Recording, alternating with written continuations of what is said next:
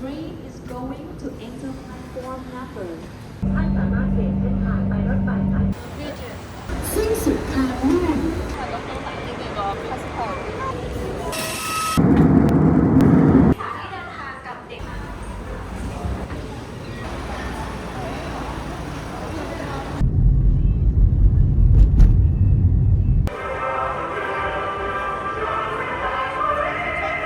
再等，走。几点没名呢？有几点没名呢？柠檬在哪？在这儿呢。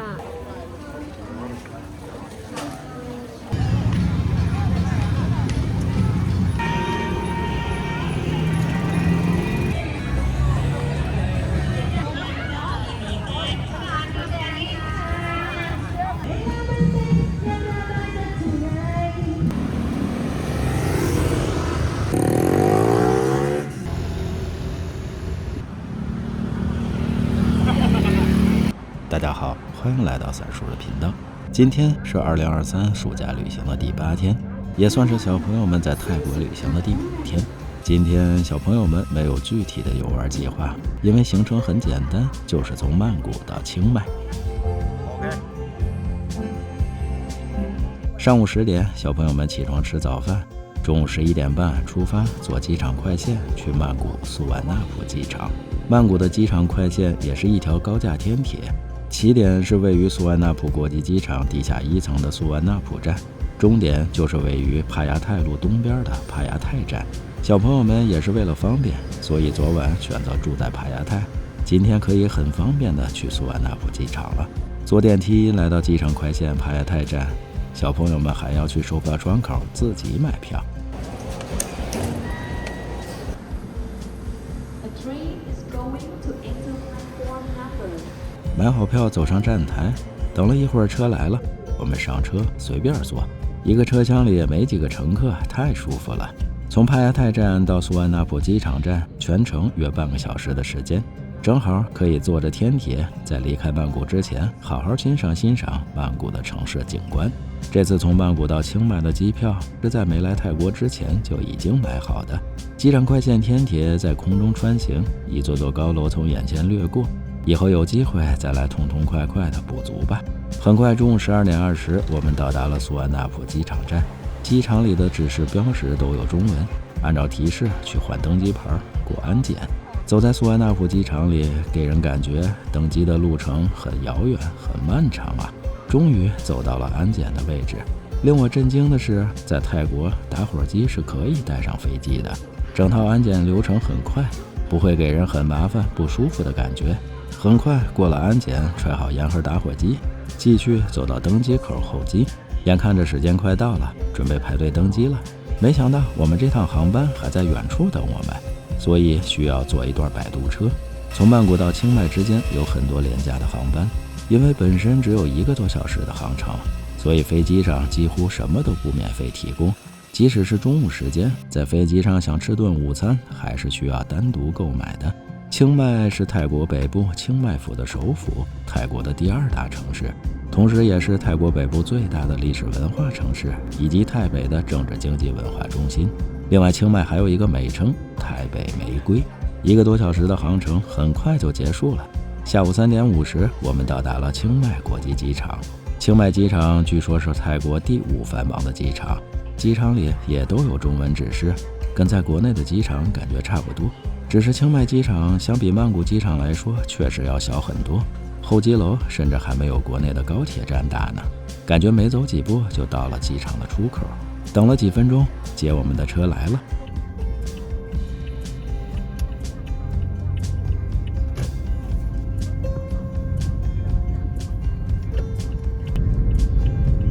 从机场开出来不久，经过上泰百货，转入到马西东路。坐在车里，看到清迈的街景。从曼谷到清迈，现在直观的感受就好像是从大城市到了小县城。经过清迈古城的西南角福安角，走上普鲁安路。很快，我们经过清迈古城的西门花园门。经过花园门没多远，我们就绕到了清迈古城的西北角华林角。经过华林角后，转入到清迈古城北侧马尼纳帕拉特路。路边有一座电脑城，紧挨着是必胜客、肯德基和冰淇淋店。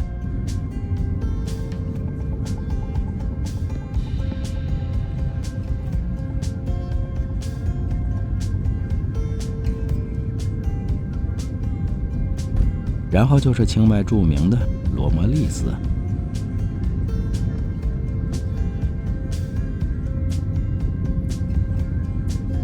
看看清迈加油站的油价，好像比国内的油价稍微便宜一点儿。继续往东走，会经过清迈古城的北门白象门。跑在清迈的路上，会经常看到跟芭提雅一样的双条车。眼看着马上就到清迈古城的东北角西棚角了，据说这是清迈古城墙建造的起始位置。绕过西棚角，我们继续转向南，来到清迈古城的东侧外环路查耶坡姆路，路旁又看到一座寺庙柴西彭寺。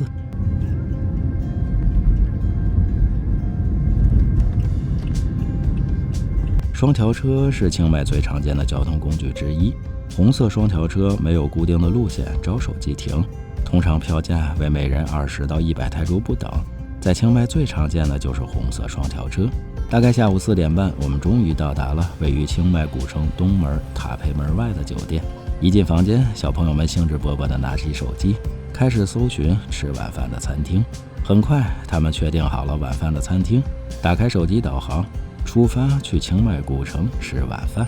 从酒店出来到清迈古城东门塔佩门也就200米左右。这里在古城墙边喂鸽子拍照是一大特色。塔佩门是清迈古城几个城门中最热闹、吸引游客最多的城门，也算是清迈古城的一个必打卡的地方。穿过塔佩门，正对塔佩门的这条路是清迈古城中的一条东西主路，名为勒查当能路。靠近塔佩门这一段又叫塔佩步行街。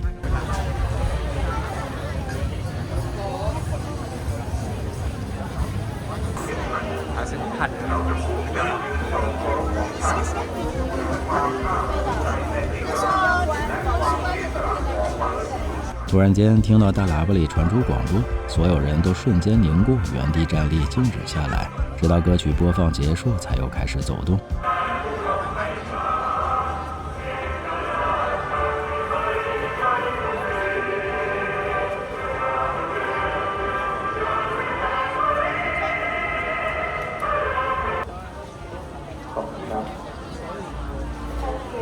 小朋友提醒我说，刚才这是在播放泰国的国歌。看看表，正好是下午6点。原来今天是周日，恰巧正好赶上清迈古城最热闹的全世界10大夜市之一的周日夜市，而且还正好赶上了下午6点整播放泰国国歌。今天从曼谷赶来清迈，这还真是最意外的收获，也算是清迈给小朋友们送的最隆重、最壮观的见面礼呀。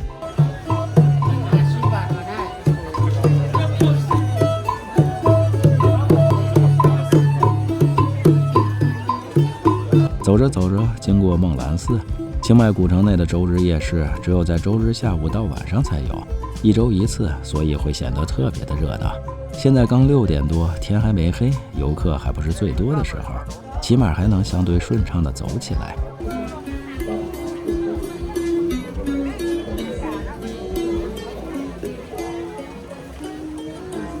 走着走着，又遇到了一座寺庙三宝寺，寺中有一座按摩院，可以提供各种泰式按摩的服务。经过三宝寺往前再走一点，便是一个小十字路口。此时小朋友们设置的导航提示要往南走。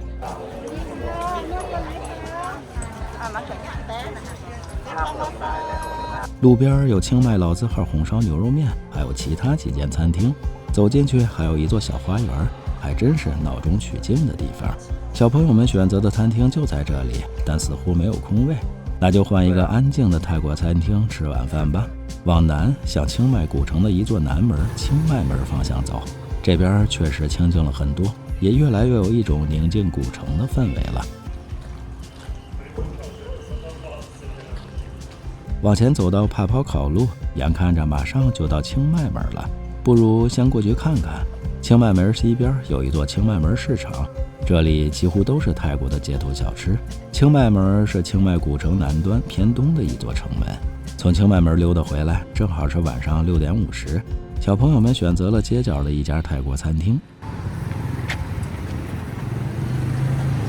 一份红肉饭，一份泰国炒饭，一份骨头面，一份鸡肉烤索，一份炸馄饨皮儿。这顿饭下来一共才235泰铢，可能是在曼谷吃饭起点太高，来到清迈感觉什么东西都太便宜了。就跟从北京来到石家庄一样。吃过晚饭才晚上7点半。小路啊，就像这条路，这条路没有出来。沿着爬坡考路往北走吧。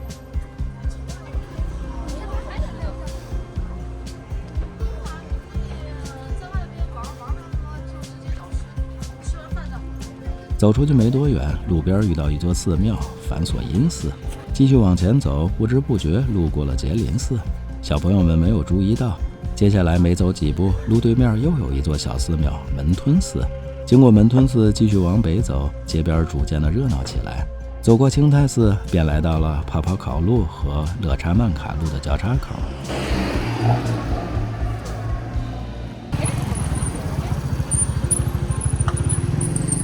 走吧，过马路往前走，往前走。沿着爬坡考路继续往北走吧。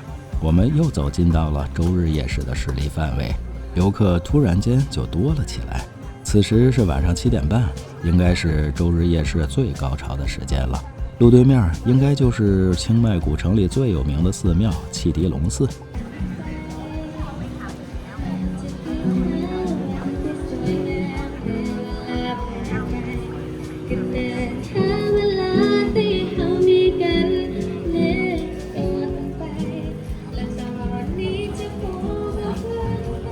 小朋友们说明天准备进去仔细看一看。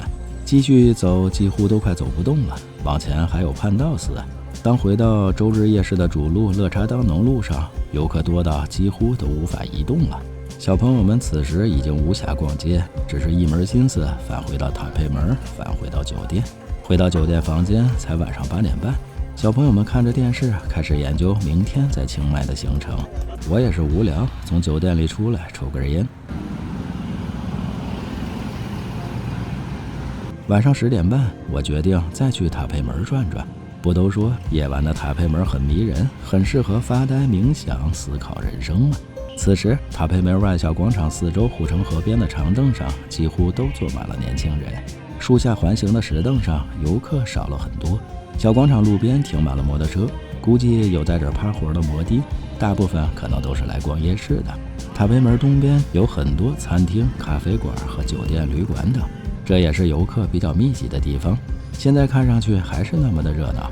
塔佩门前小广场上的临时舞台还在，但当天的表演早已经结束了。有一些摆地摊的小商贩还在努力售卖自己的小商品。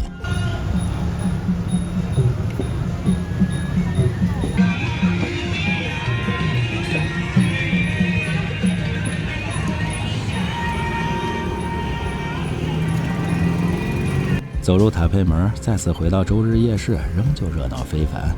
都快半夜11点了，似乎还没有散摊的意思。据说周日夜市会持续到半夜12点多。塔佩门可以说是清迈的标志，是清迈数百年历史发展的典型代表，见证了清迈数百年的历史发展变迁的著名地标。眼看着已经半夜11点了，但我在塔佩门实在是舍不得回去。站在街边看看热闹的街景，享受一下时光飞逝吧。